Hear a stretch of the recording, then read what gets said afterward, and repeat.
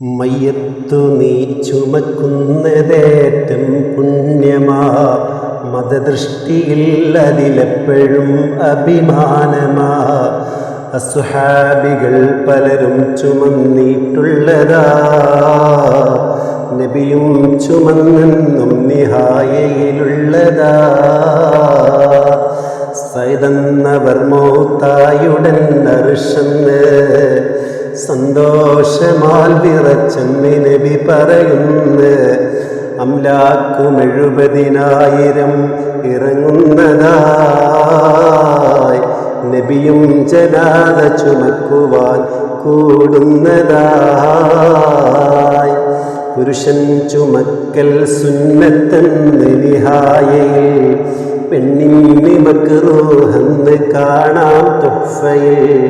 ചുമക്കുന്നതിന്നവരൊഴികയില്ല ഒരുത്തരും, എന്നാൽ അതവരിൽ തന്നെ ചുമതലയായി വരും. കുട്ടക്കകത്തും ചാക്കിലും ചുമക്കല്ലേ, മറ്റുള്ള നിന്ദിത രീതിയും ശരിയല്ലേ. ആ രീതിയിൽ ചുമക്കൽ ഹറാമാണെന്ന് ശർവാനി 3-ാം ഭാഗമിൽ പറയുന്നു.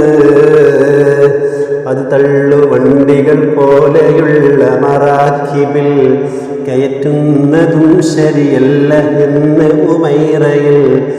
മയ്യത്ത് പിന്നിൽ, ബാക്കിയുള്ളവർ മുന്നിലായി, നടക്കേണ്ടതാണതിൽ വാഹനം കയറാത്തതായി. ശുപാർശ ചെയ്യാൻ വേണ്ടി എന്നതുപോലെ നടക്കേണ്ടതാണവരൊക്കെയും മുന്നാലെ എന്നുള്ള ഹിക്മത്തും ഇതിൽ കാണുന്നതാ.